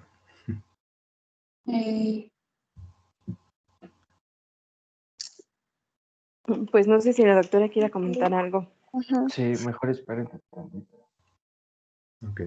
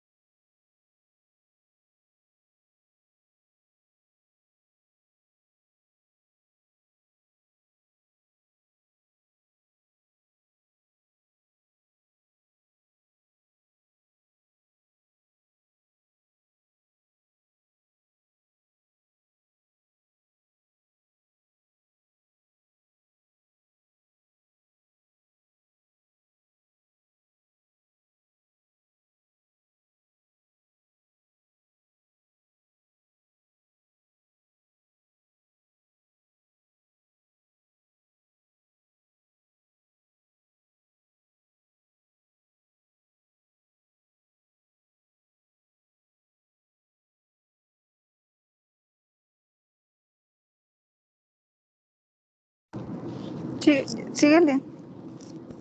Sigamos porque parte de todo esto es ya la complicación que vamos a ver propia de la falla hepática. Entonces la fulminante nada más es que ustedes, digo, la falla hepática aguda es la que puede progresar a una cronicidad, y ya en las complicaciones de la cronicidad pues vamos a tener la cirrosis como tal, con hipertensión portal y como consecuencias de esa hipertensión, sangrado tubo digestivo, varices gástricas, varices esofágicas, varices rectales y un montón más de complicaciones. ¿Hasta aquí hay alguna duda de todo lo que ya hemos revisado? No, todo bien, gracias. Muy bien, entonces me pueden oír bien, ¿verdad? Sí. Sí, Sí, Muy bien, entonces vamos a empezar con cirrosis hepática e hipertensión portal, como lo dijo la doctora. Somos el equipo número 9 y estamos representados por Alina, Edgar y David, que soy yo. Muy bien, empecemos entonces por definir qué es la cirrosis hepática, por favor. En caso de que la pantalla se deje de presentar o se queden estancados en alguna diapositiva, no duden en decirlo. Muy bien, empecemos entonces, ahora sí, por la definición. Histopatológicamente lo vamos a definir como una alteración difusa del parénquima hepático y la vamos a caracterizar por, primero, una fibrosis hepática intensa junto con áreas nodulares de hepatocitos, que van a ser de tamaño variable, y a esto le vamos a denominar de reacción, que son como los que podemos ver en la imagen de la derecha. Estos nódulos parenquimatosos van a ser creados por las bandas de fibrosis que pueden variar en el tamaño y constituirse en micronódulos si es que miden menos de 3 milímetros de diámetro, o hasta macronódulos si es que miden más de esta medida, es decir, más de 3 milímetros. En México, al menos en la década pasada, era la tercera causa más común de mortalidad en los hombres y la séptima en mujeres. Algunas de estas cantidades han cambiado en la presente década. La mortalidad era variable entre 11.6 hasta 47.7 individuos por cada 100.000 habitantes, al menos de la República Mexicana, con una mayor mortalidad en el área central del país. El promedio de edad de aparición era de unos 50 años hasta 12 años posteriores a esta edad. En la etiología que podemos encontrar, las causas más frecuentes de cirrosis hepática en adultos suelen ser la infección crónica por el virus de la hepatitis C, seguida por el consumo abusivo de alcohol, aunque según la bibliografía que consulten, estas pueden estar intercambiadas, y en menor frecuencia la esteatosis hepática no alcohólica y la infección por el virus de la hepatitis B. Entonces, a nosotros durante el interrogatorio nos tiene que interesar preguntar sobre el consumo de alcohol, fármacos, incluida la fitoterapia, los antecedentes transfusionales, las adicciones a drogas por vía parenteral, la presencia de comorbilidades cardiovasculares y metabólicas principalmente, y la presencia de tatuajes y piercings, así como algunos antecedentes familiares de cirrosis hepática, aunque la etiología es muchísimo más amplia. En este cuadro podemos observar una cantidad de apartados distintos que conjugan y también agrupan diferentes causas. Por ejemplo, en el primer apartado tenemos la infección crónica por virus de la hepatitis, que agrupa a los grupos C, B y D, enfermedades autoinmunes como la hepatitis autoinmune, cirrosis biliar primaria, colangitis esclerosante primaria, enfermedad de injerto contra el huésped, en agentes hepatotóxicos como el alcohol, fármacos en los cuales podemos ejemplificar el metotrexato, la alfa-metildopa y la amiodarona, así como la intoxicación por vitamina A, enfermedades metabólicas adquiridas como la esteatohepatitis no alcohólica, y enfermedades vasculares como insuficiencia cardíaca congestiva y enfermedad veno-oclusiva. En las enfermedades genéticas tenemos la enfermedad de Wilson, hemocromatosis, déficit de alfa-1 antitripsina, enfermedad por depósito de glucógeno tipo 4, tirosinemia, y otras puede ser la cirrosis biliar secundaria y genética. Ahora bien, la fisiopatología. Primero tenemos que hablar de qué son las células de Hito. Las células de Hito, que son llamadas también células estrelladas hepáticas o lipocitos hepáticos según la bibliografía, se van a encontrar en el espacio perisinusoidal de Dice, y lo podemos encontrar de este lado. No sé si pueden ver, si lo estoy observando, es esta célula, ¿de acuerdo? Tienen en su citoplasma gotas de vitamina A, a la cual entonces ha añadido la función de células involucradas en el almacenamiento de vitamina A, y otra función que van a tener es la producción de matriz extracelular y colágeno. En caso de una lesión celular, como la producida por una elevada ingesta de alcohol, entre otros, se pueden convertir en miofibroblastos y van a segregar colágeno. Entonces, pueden regular el flujo sanguíneo y asimismo contribuir a la hipertensión portal, que es una de las complicaciones principales de la cirrosis hepática y que también vamos a desarrollar con más detalle. Asimismo, la colagenización del espacio de Dice que acabamos de mencionar y en general del espacio hepático va a producir una disminución del acceso de sustratos proteicos al propio hepatocito. Cabe mencionar que independientemente de cuál sea la causa o la etiología del proceso, en general la fisiopatología es muy similar y sigue la misma secuencia de eventos. Entonces, en caso de una lesión celular, se va a generar todo esto. Entonces, la cirrosis es la fase más avanzada de enfermedades hepáticas caracterizadas por una inflamación crónica y fibrosis hepática progresiva. La fibrosis es consecuencia de la reparación mantenida del tejido hepático y esta reparación es secundaria a una lesión necroinflamatoria debida a una persistencia prolongada de inflamación. ¿Y qué va a producir esto? Bueno, va a producir un aumento del número de células estrelladas, que era de las que estábamos hablando hace un momento, que se van a activar y van a secretar grandes cantidades de colágeno. Los eventos tempranos de esta activación ocurren por una liberación parácrina de mediadores que provienen de células vecinas como el endotelio sinusoidal, macrófagos y plaquetas, como podemos ver. Estos mediadores van a ser la fibronectina, el factor de crecimiento transformante beta, factores de transcripción y el factor de crecimiento epidermal. Entonces, la perpetuación de esta actividad va a incluir cambios en el comportamiento celular y va a generar entonces proliferación de la misma, quimiotaxis, fibrogénesis muy aumentada, cambios de contractilidad, degeneración de la matriz por el depósito de colágeno, pérdida de retinoides y liberación de citocinas. La fibrosis hepática avanzada va a alterar la microcirculación hepática y va a producir así áreas isquémicas y va a generar el desarrollo posterior de nódulos de regeneración, que era de lo que hablábamos en su momento. El depósito progresivo de colágeno va a producir un aumento de la resistencia intrahepática al flujo portal. Y esto pues nos va a condicionar el desarrollo de hipertensión portal, que es un concepto al que vamos a estar volviendo comúnmente. Y debido a esto, vamos a tener una disfunción circulatoria sistémica que es muy característica de la esclerosis como tal.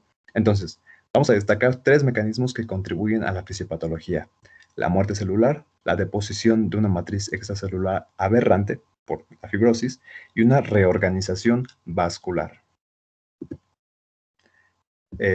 Entonces, vamos a obtener cambios histológicos, alteraciones vasculares intrahepáticas y una reducción de la masa funcional hepática. Al lado, entonces, podemos observar una imagen que resume las funciones hepáticas, mismas que se van a ver afectadas en esta patología y que van a explicar en mayor medida cuál es el cuadro clínico. Algunas de sus complicaciones también las vamos a desarrollar y también explicar su proceso. Entonces, ¿de dónde surgen como tal estas complicaciones? Pues como dijimos, la cirrosis va a llevar a un aumento, a una resistencia del flujo portal, que va a llevar a un aumento de la presión portal, a lo que le vamos a llamar hipertensión portal. Esto va a llevar a un desarrollo de vasos colaterales portosistémicos y dilatación de los existentes, que nos va a llevar a una circulación hiperdinamica. Y de aquí surge la esplenomegalia, el hiperesplenismo, las varices gastroesofágicas, gastropatía congestiva, varices rectales, la citis y la encefalopatía, entre muchas otras complicaciones. Muy bien. Los 4 elementos que más van a destacar en el cuadro clínico es la ictericia, la citis, perdón, las hemorragias gastrointestinales y la encefalopatía hepática. Aunque hay que mencionar que ninguno de estas manifestaciones clínicas puede utilizarse para predecir cuál es la causa como tal de la cirrosis, sino que es preciso una anamnesis más específica y por supuesto recurrir a los estudios de laboratorio y de gabinete.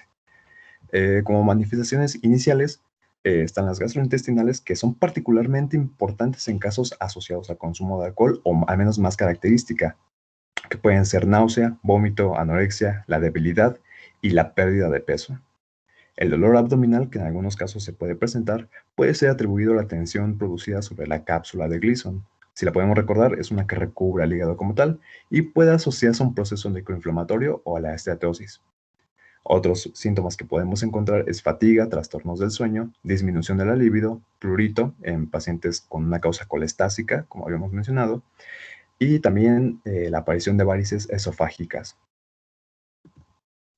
A la exploración física, ¿qué podemos encontrar? Vamos a encontrar el hipocretismo digital que podemos observar en la imagen de la derecha, eritema palmar, contractura de Dupuytren, que en la siguiente imagen les muestro cómo es, crecimiento de glándulas parótidas, telangiectasias, como podemos observar en la imagen superior del lado derecho, manifestaciones de neuropatía periférica, ictericia, fiebre, ginecomastia, pérdida de vello axilar y pubiano y atrofia gonadal.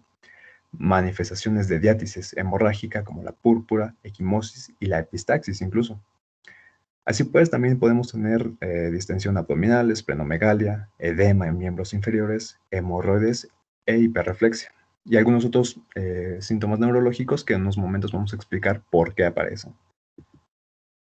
Aquí podemos observar la ictericia y la contractura de Dupuytren, bastante característica porque se mantiene en esta posición.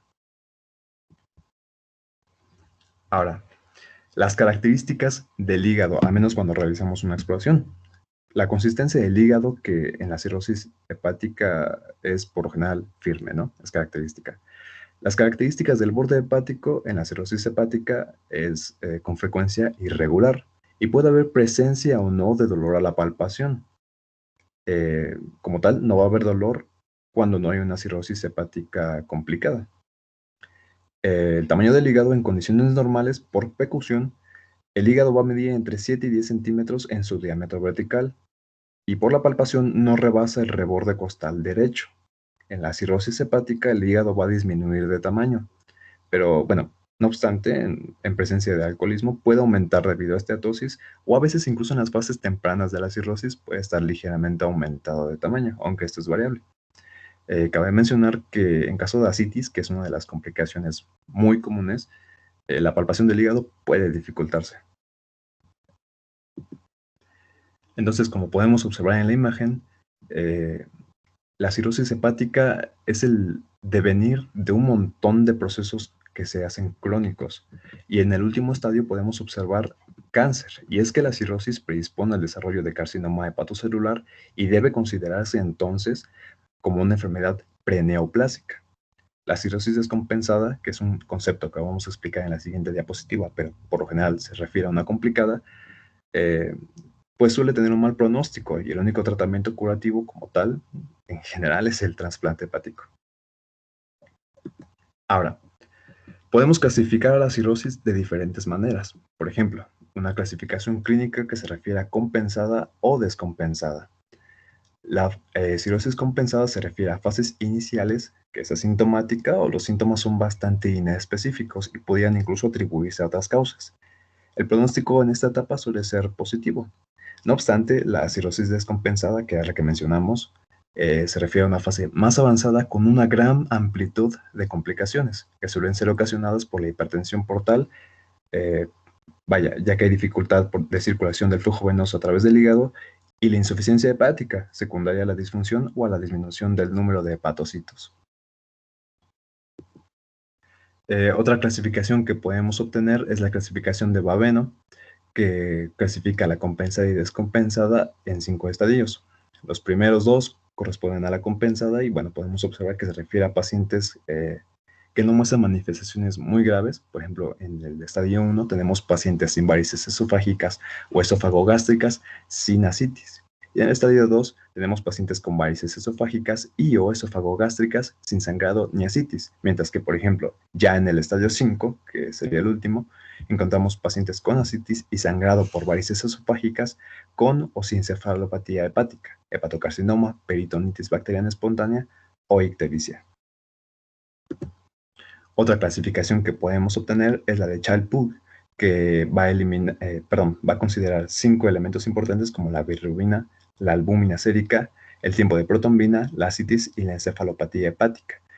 Aquí la clave es esta, perdona que te interrumpa, la de Child-Pugh es la que más se utiliza. La clave es, le llaman batea. A ver si ustedes, la clave de la neumotecnia para que se aprendan esta clasificación que es como la mundialmente usada para ver qué tan complicado es el paciente.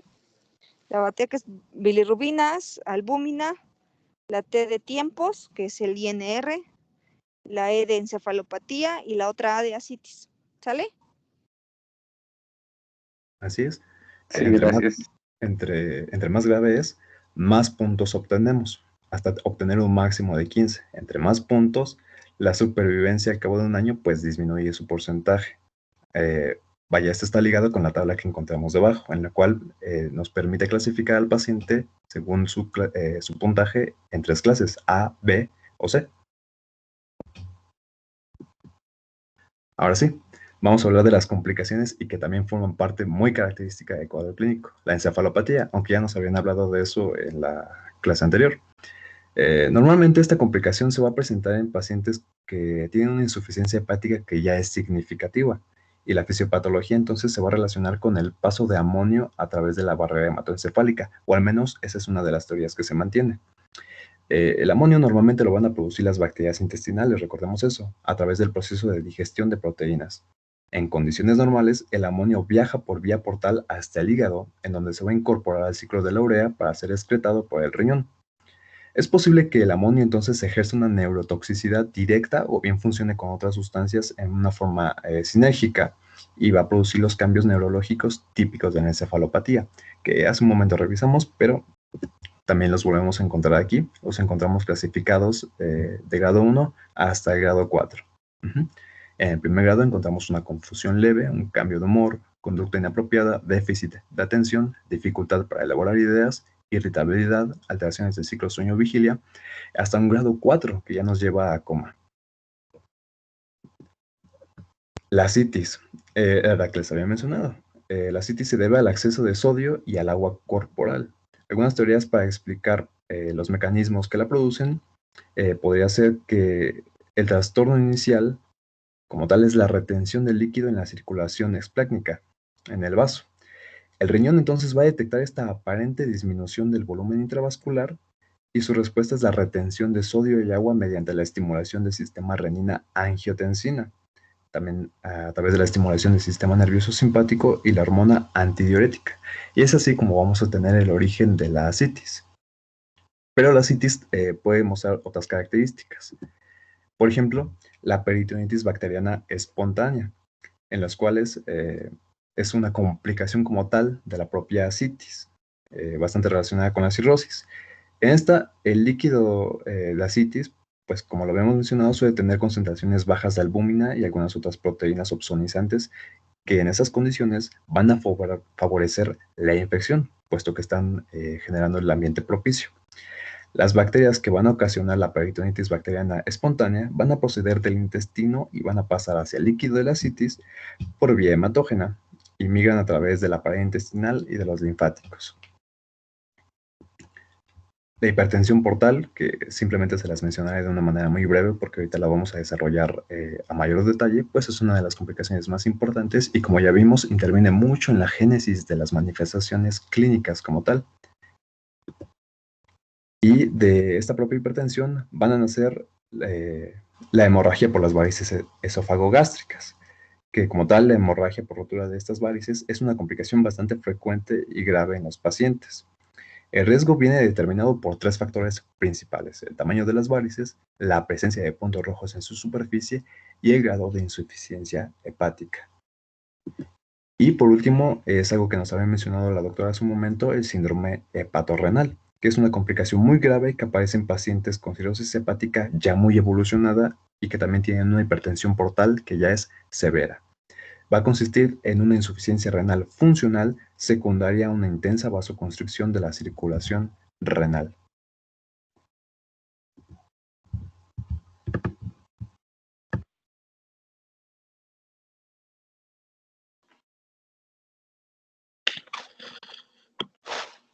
Bueno, ¿me escuchan, compañeros?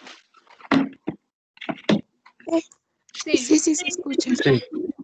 Bueno, en cuanto a diagnóstico, tenemos que en cuanto a hepatopatía alcohólica, aquí los pacientes van a tener algunas manifestaciones clínicas, como ya las mencionadas por mi compañero, y también nos vamos a apoyar de la exploración física y los estudios de laboratorio.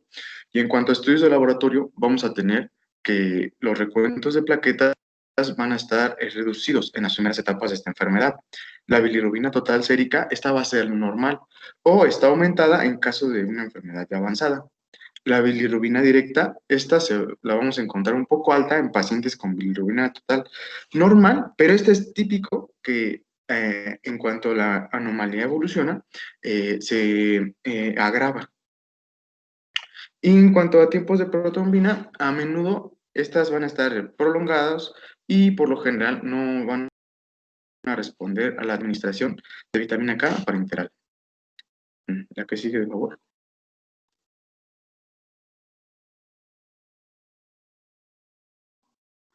Y bueno, en cuanto al diagnóstico, pues es necesario saber con mucha seguridad que el paciente continúa consumiendo alcohol en forma excesiva.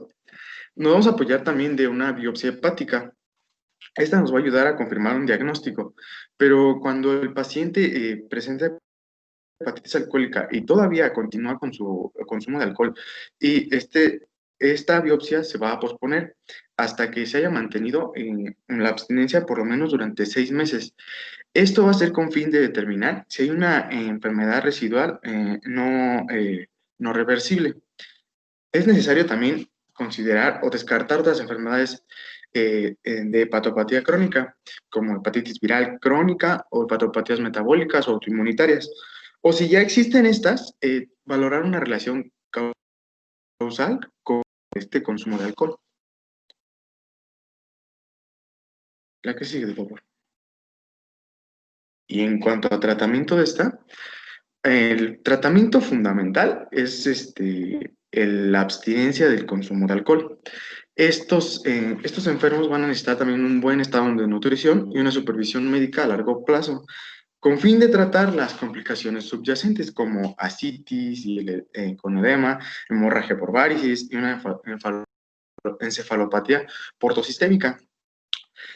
Para su abstinencia vamos a tener hay fármacos que disminuyen la avidez por el alcohol, como el acamprosato cálcico. Esto ha sido muy favorable. Y bueno, cuando no hay una infección, aquí vamos a administrar lo que son glucocorticoides en pacientes con hepatopatía alcohólica grave. ¿La que sigue, por favor?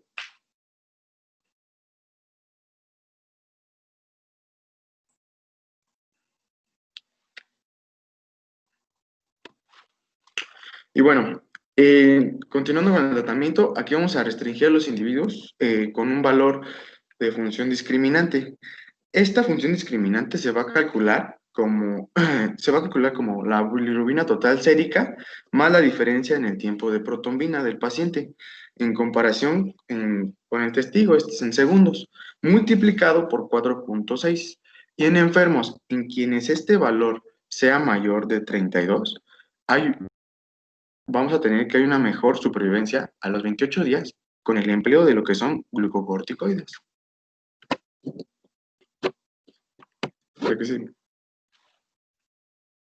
Otros fármacos que usamos son la pentoxifilina oral. Esta va a disminuir lo que es la producción de factor de necrosis tumoral alfa y otras citocinas proinflamatorias. Es relativamente fácil de administrar este medicamento y tiene escasos efectos secundarios. También tenemos que usar tratamientos nutricionales con alimentación parenteral o enteral y lo que son inhibidores del factor de necrosis tumoral alfa, administrados por vía parenteral como infliximab o etanercept.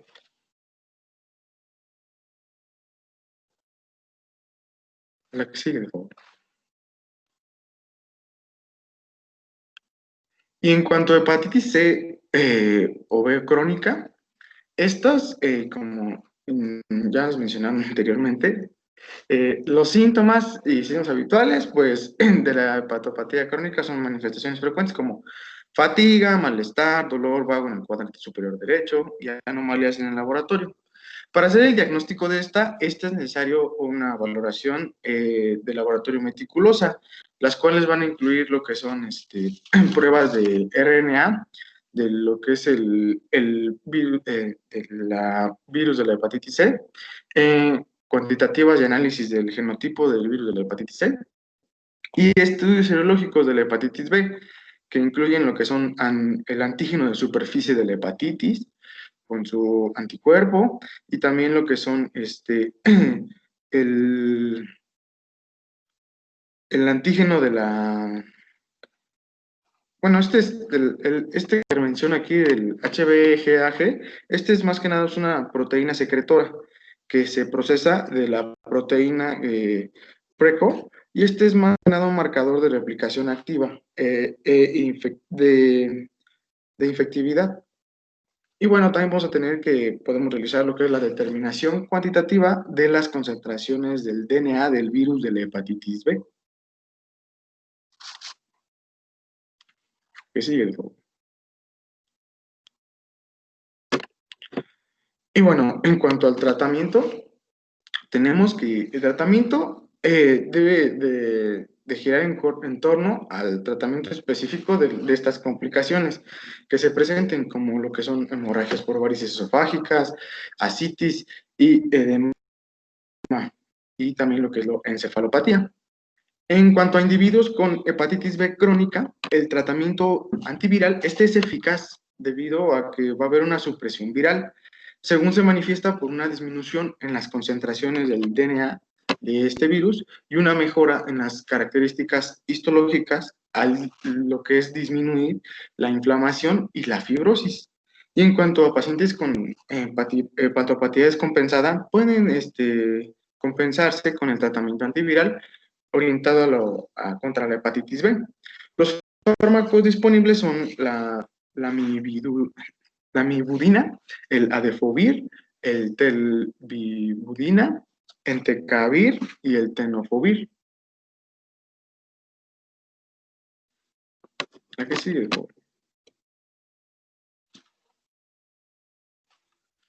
Y bueno, en cuanto a la cirrosis por hepatitis autoinmunitaria, el diagnóstico, aquí se van a necesitar lo que son marcadores inmunitarios positivos, como anticuerpo antinuclear o anticuerpos contra músculo liso.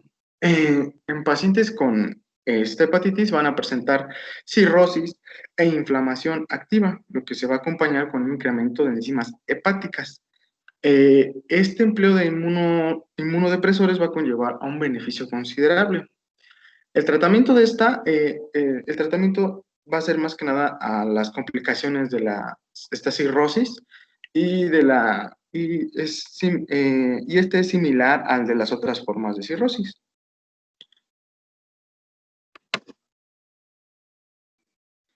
En cuanto a cirrosis biliar, vamos a tener que en las manifestaciones, estas van a ser parte del diagnóstico, ya que en la cirrosis biliar se va a establecer el diagnóstico mucho antes de las manifestaciones de esta enfermedad terminal, y la mayoría de ellos en realidad no presenta síntomas, pero cuando ocurren, estos son los más destacados, consisten en fatiga desproporcionada por la hepatopatía o la edad del paciente, el prurito, que se presenta antes de la aparición de la ictericia, y nos va a indicar una enfermedad grave y con un pronóstico desfavorable. En cuanto a la exploración física, vamos a tener que nuestro paciente va a tener ictericia, hepatomegalia, esplenomegalia, ascitis y edema. ¿Qué sigue, por favor? Otras manifestaciones va a ser la hiperpigmentación. Esta se va a manifestar más que nada en el tronco y en los brazos, y se observa más que nada en zonas de exfoliación y licuenefacción relacionadas con el rascado progresivo a causa de este prurito. Vamos a tener el xantelasma o el xantoma. Y en cuanto a este diagnóstico de esta cirrosis biliar, vamos a tener que los datos de laboratorio nos van a indicar que la cirrosis biliar primaria va a demostrar anomalías colestásicas en las enzimas hepáticas, con una elevación de la glutamiltranspeptidasa y la fosfatasa alcalina, junto con un aumento leve de las aminotransferasas. Y vamos a tener también que va a presentar una hiperbilirubinemia, por lo general se presenta una vez que ha aparecido la cirrosis. Y bueno, hasta en un 10% de los individuos con cirrosis biliar primaria tendrán manifestaciones de hepatitis autoinmune también las van a presentar. Y se va a definir como, o también se define como portadores de un síndrome superpuesto. Más que nada, es si el paciente cumple con más de 2 enfermedades de tejido conectivo y existe un marcador serológico específico. ¿A qué sigue, por favor?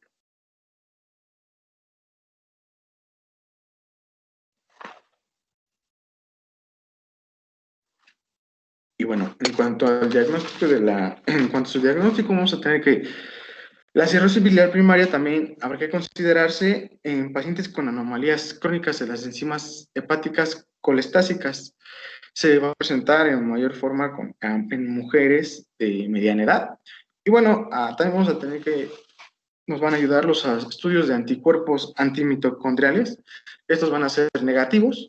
Hasta en 10% de los sujetos con cirrosis biliar primaria son negativos estos anticuerpos antimitocondriales. Y bueno, la biopsia hepática también es muy importante en estos enfermos de cirrosis biliar primaria para su diagnóstico.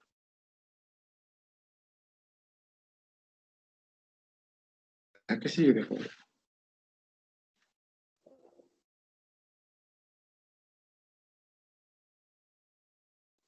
Vámonos un poquito más rápido, porque el objetivo era ver hipertensión portal, ya no todas las enfermedades que van a causar hipertensión portal, que las fuimos viendo en las clases previas. Sí, esta ya es la última de esto. Para ya pasar a hipertensión. En cuanto al tratamiento de esta, pues vamos a utilizar lo que es el ácido urodesoxicólico. Más que nada va a mejorar las manifestaciones bioquímicas e histológicas de la enfermedad. La mejoría es mayor en cuanto al tratamiento, se inicia en una etapa incipiente y bueno, su posología de esta es de una dosis de 13 a 15 miligramos sobre kilo por día. No suele tolerarse bien en fármacos en algunos enfermos, y ya que los que tienen prurito pueden agravarse cuando inicia este tratamiento. Y una pequeña proporción también va a presentar lo que son efectos secundarios como diarrea o cefalea. Y bueno, también este fármaco lo que nos va es a reducir la velocidad de progresión de cirrosis biliar primaria, pero no la va a resolver ni la va a curar. ¿A qué sigue, por favor?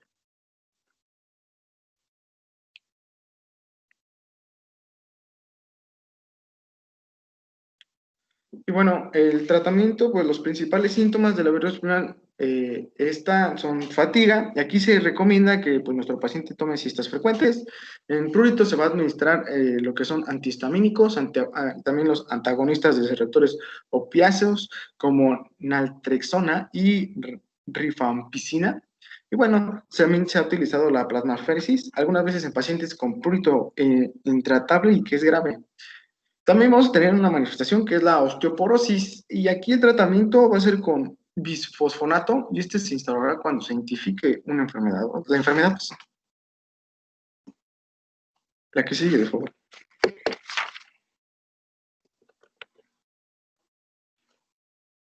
De acuerdo, entonces vamos a comenzar propiamente con hipertensión portal. ¿Puedes darle a la que sigue, por favor?